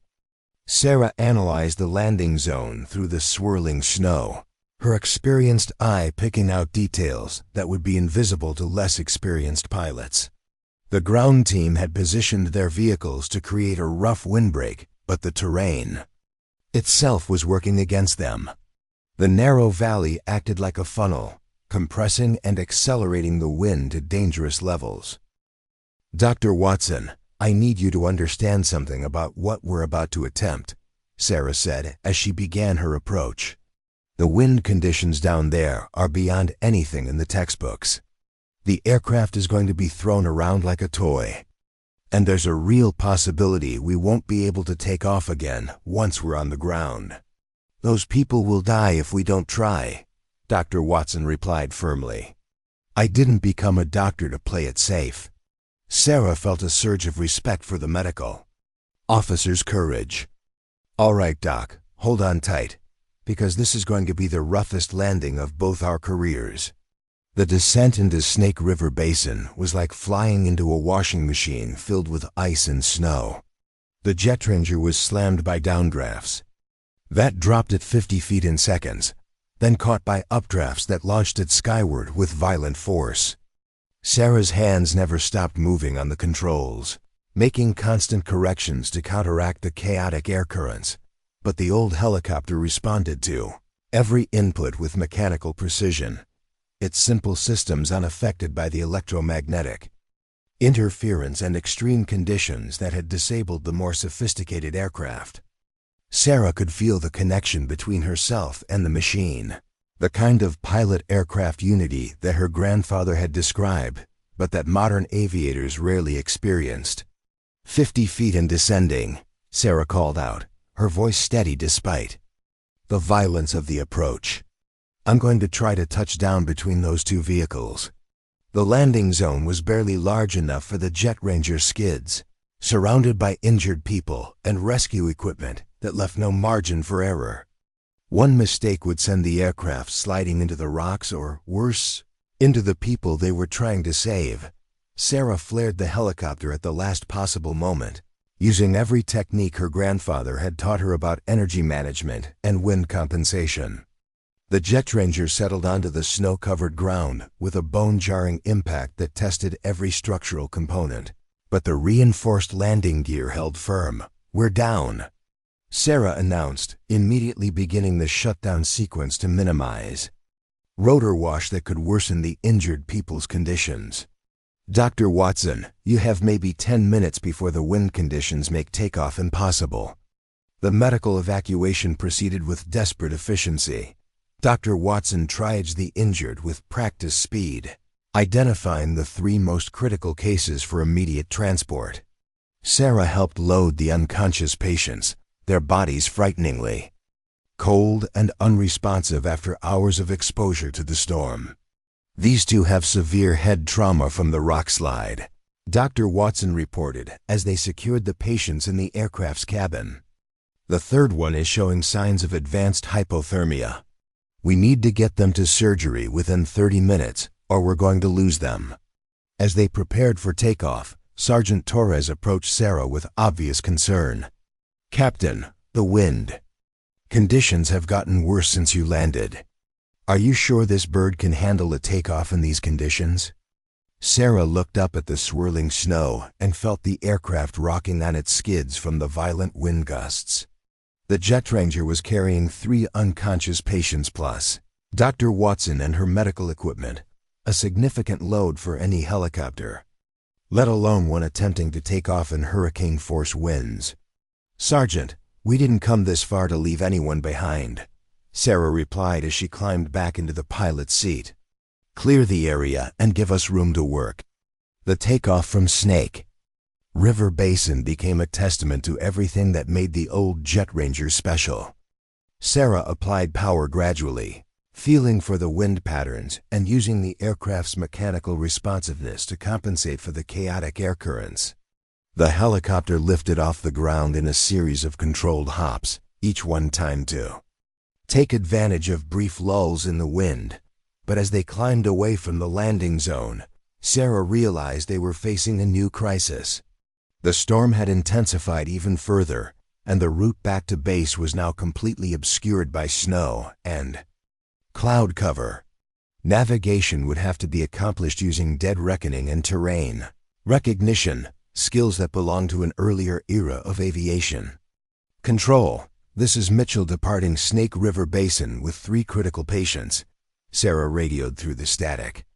"Weather conditions have deteriorated beyond instrument flight capabilities. I'm proceeding by visual navigation using terrain features."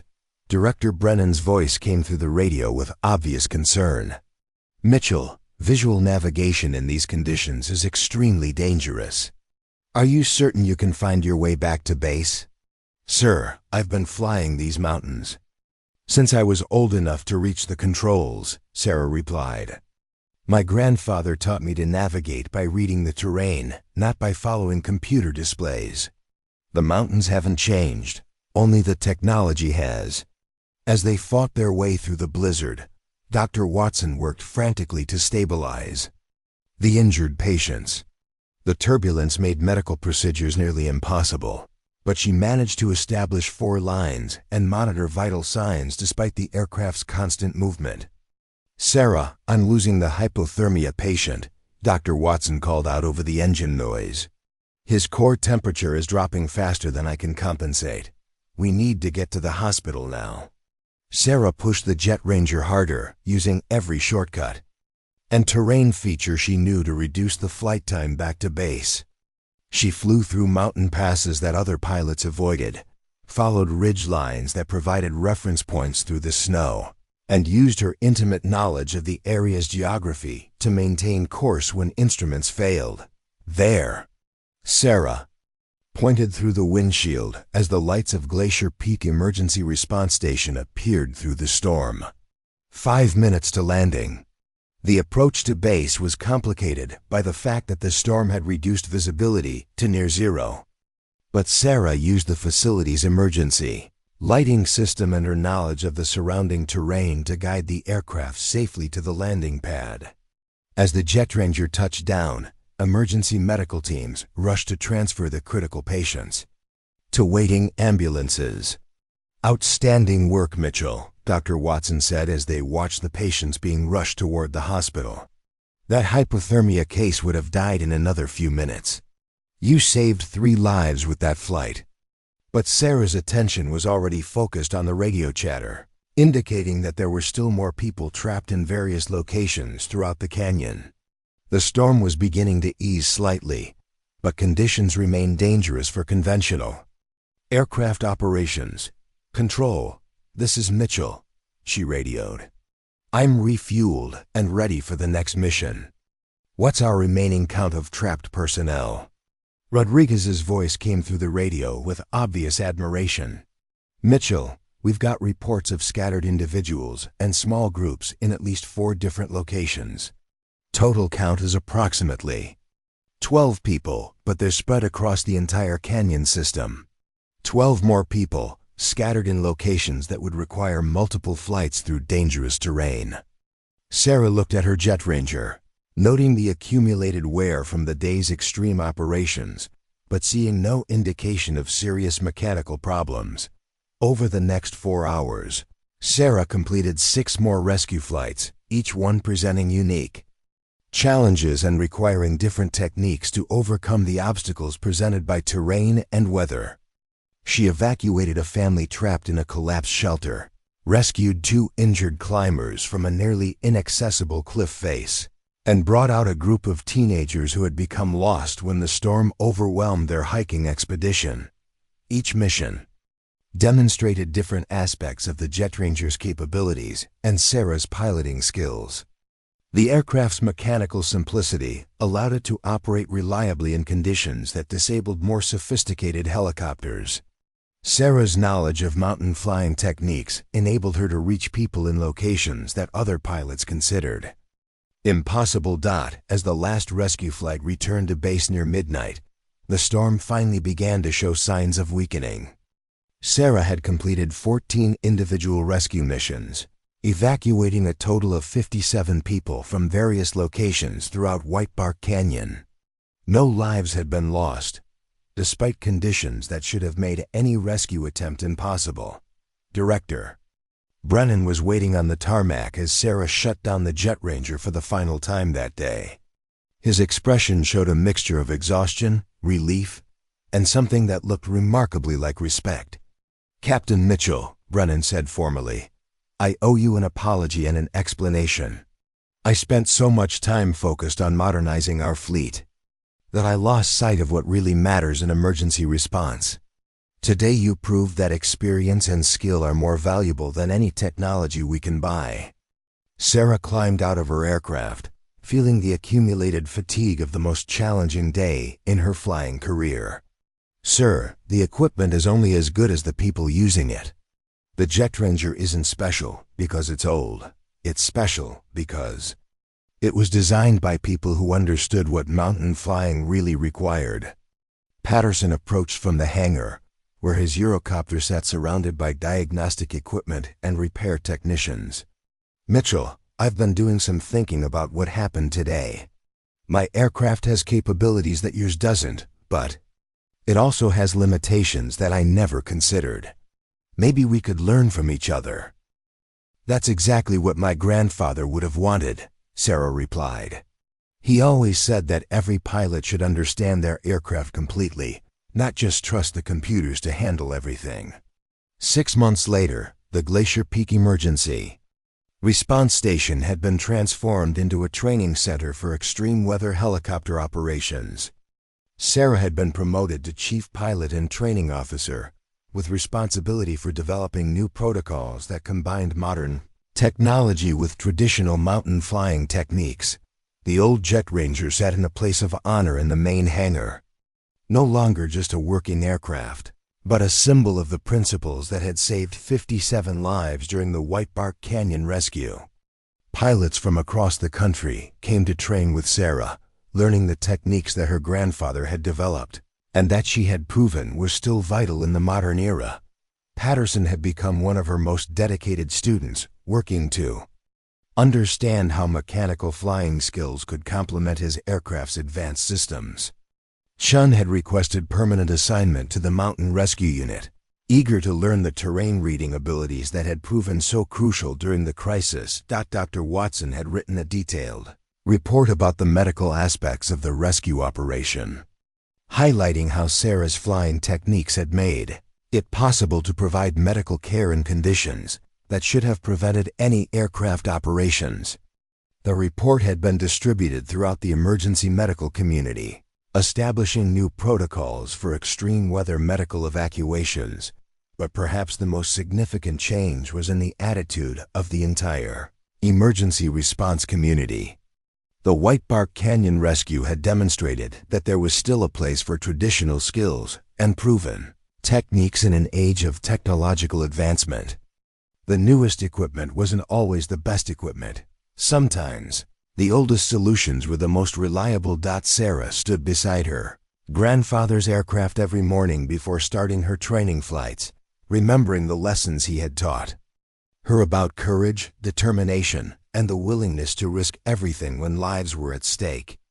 The Jet Ranger had become more than just a helicopter. It was a bridge between generations of pilots who understood that true capability came from the combination of human skill and mechanical reliability.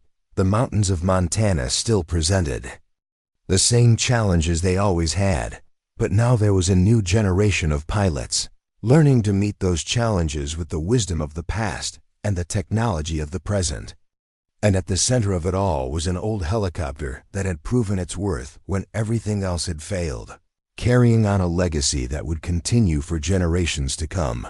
The storm had passed, but the lessons it taught would endure forever. 3 years after the White Bark Canyon rescue, Sarah stood at the podium of the National Emergency Response Conference in Denver, looking out at an audience of over 800 pilots, emergency responders, and aviation officials from across North America. The conference had invited her to deliver the keynote address about traditional skills in modern emergency response, and the auditorium was packed beyond capacity. "Ladies and gentlemen," Sarah began, her voice carrying clearly through the large hall.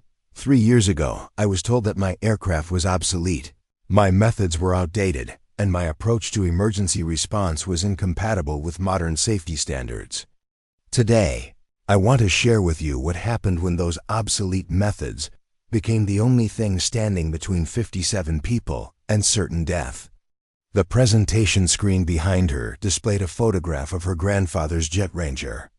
During the White Bark Canyon rescue, snow swirling around the aircraft as it lifted off from Devil's Ledge, with 15 survivors packed into its cabin. The image had become iconic in the emergency response community, symbolizing the triumph of skill over technology. "This aircraft," Sarah continued, pointing to the image, "was built in 1982. It has analog instruments, mechanical flight controls, and no computerized systems whatsoever. By every modern metric, it should have been the least capable aircraft in our fleet. Instead, it became the only aircraft capable of completing the mission when conditions exceeded the limits of our most advanced technology." In the audience, Sarah could see familiar faces from throughout the emergency response community. Patterson sat in the front row, now a certified instructor in traditional mountain flying techniques. Chun was taking notes, preparing to present her own paper on terrain recognition skills later in the conference. Dr. Watson occupied a seat near the center, her research on extreme weather medical evacuations having revolutionized emergency medical protocols. "The lesson here isn't that old technology is better than new technology," Sarah explained. "The lesson is that we need to understand why certain approaches work, not just how to operate the equipment that implements them. My grandfather's modifications to this aircraft weren't random improvements. They were systematic enhancements based on 40 years of experience with what actually mattered in mountain rescue operations." Director Brennan, who had become one of Sarah's strongest advocates since the White Bark Canyon incident, nodded approvingly from his position near the back of the auditorium. He had implemented sweeping changes to emergency response protocols based on the lessons learned during that unprecedented rescue operation. After the White Bark Canyon rescue, we conducted a comprehensive analysis of what had gone wrong with our modern aircraft and what had gone right with our oldest helicopter. Sarah continued, "What we discovered fundamentally changed how we approach emergency response training and equipment procurement. The presentation screen switched to a detailed technical analysis showing the failure modes of various aircraft systems during extreme weather conditions. Computer-controlled flight systems had become confused by conflicting sensor inputs. Advanced navigation equipment had failed due to electromagnetic interference. Sophisticated autopilot systems had fought against pilot inputs when manual control was necessary. The Jet Ranger succeeded where other aircraft failed because it was designed during an era when pilots had to understand their machines completely, Sarah explained. Every system was mechanical, every control input was direct, and every response was predictable. When conditions exceeded the parameters that computers could handle, human skill and mechanical reliability proved superior to digital sophistication. The analysis had led to fundamental changes in how emergency response organizations approached both training and equipment selection. The old assumption that newer was automatically better had been replaced by a more nuanced understanding of when different approaches were most effective. We now train all our pilots in both traditional and modern techniques, Sarah continued. They learn to read terrain and weather patterns without relying on instruments. They understand how to push aircraft beyond normal operational limits when lives are at stake, and they develop the kind of mechanical sympathy that allows them to diagnose problems through sound and feel rather than computer displays. The training program developed at Glacier Peak had been adopted by emergency response organizations throughout North America and was being studied by aviation authorities worldwide. The combination of traditional mountain flying skills with modern technology had proven far more effective than either approach alone. More importantly, Sarah said, we've learned to question the assumption that complexity equals capability. Sometimes the simplest solution is the most robust solution, especially when operating in conditions that push the boundaries of what's possible. The procurement policies of emergency response organizations had changed dramatically since White Bark Canyon. Instead of automatically choosing the most advanced aircraft available, agencies now evaluate equipment based on reliability, maintainability, and performance in extreme conditions. Several organizations had purchased refurbished aircraft similar to Sarah's Jet Ranger, specifically for operations in challenging environments. The aerospace industry has also taken notice, Sarah continued. Several manufacturers are now developing what they call hybrid systems that combine digital convenience with mechanical backup capabilities. They're learning that pilots need options when computers fail, and that the most sophisticated system in the world is useless if it can't function when you need it most. The influence of the White Bark Canyon rescue had extended far beyond emergency response. Military aviation had begun incorporating traditional flying skills into advanced training programs. Commercial helicopter operators were revising their maintenance philosophies to emphasize mechanical reliability over electronic sophistication. Flight schools were adding courses on manual flying techniques that many had abandoned in favor of computer-based instruction. But perhaps the most important lesson, Sarah said, her voice taking on a more personal tone, is about the value of institutional knowledge and the danger of dismissing experience in favor of innovation. My grandfather spent 40 years learning what worked and what didn't in mountain rescue operations. That knowledge wasn't obsolete, it was fundamental. The audience sat in rapt attention as Sarah shared details about how her grandfather's modifications to the Jet Ranger had addressed specific challenges that modern aircraft designers had never considered. The reinforced transmission housing that prevented damage during overweight operations, the mechanical restart system that functioned without electrical power, the simplified fuel system that eliminated complex failure modes. Every modification had a purpose based on real-world experience, Sarah explained. But that knowledge was passed down through personal instruction and hands-on training, not through technical manuals or computer simulations. When we started dismissing traditional methods as outdated, we lost access to decades of accumulated wisdom. The presentation concluded with a video montage showing the current state of the Glacier Peak training program. Pilots from around the world came to Montana to learn traditional mountain flying techniques. The old Jet Ranger continued to fly daily training missions, teaching new generations of aviators the skills that had saved 57 lives during the Great Storm. In closing, Sarah said, I want to emphasize that this isn't about romanticizing the past or rejecting technological progress. It's about understanding that true capability comes from combining the best of old and new approaches. The aircraft that saved those 57 lives wasn't special because it was old. It was special because 3 generations of pilots had refined it based on what actually worked in the real world.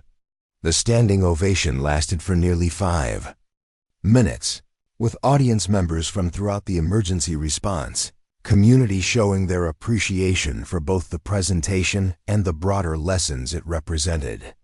As Sarah left the stage, she was surrounded by pilots and officials eager to discuss implementation of similar programs in their own organizations. Later that evening, at the conference dinner, Sarah found herself seated at the head table with some of the most influential figures in emergency aviation. The conversation inevitably turned to the ongoing evolution of emergency response, philosophy, and the broader implications of the White Bark Canyon rescue. Captain Mitchell, said Admiral Rebecca Harrison, the Director of Coast Guard Aviation, I've been following your work closely, and I'm curious about your thoughts on how these principles might apply to maritime rescue operations. We face similar challenges with equipment complexity versus operational reliability. Sarah considered the question carefully. Admiral, I think the fundamental principles are universal. Whether you're flying over mountains or oceans, you need equipment that works when conditions exceed normal parameters, and you need pilots who understand their aircraft well enough to push beyond normal limits when lives are at stake. The conversation continued late into the evening, with representatives from various emergency services discussing how they might adapt the lessons of White Bark Canyon to their own operational challenges. The influence of that single rescue operation was continuing to spread throughout the emergency response community. 5 years after White Bark Canyon, Sarah received a call that would bring her story full circle.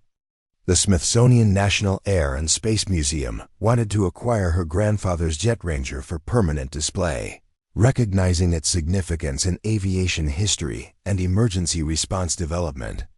Ms. Mitchell, said Dr. Jennifer Adams, the museum's curator of rotorcraft, this aircraft represents a turning point in how we think about aviation technology and pilot training. It demonstrated that the relationship between human skill and mechanical capability is more complex than we had assumed. Sarah stood beside the Jet Ranger in the hangar at Glacier Peak, running her hand along the familiar surfaces that had carried her through so many challenging missions.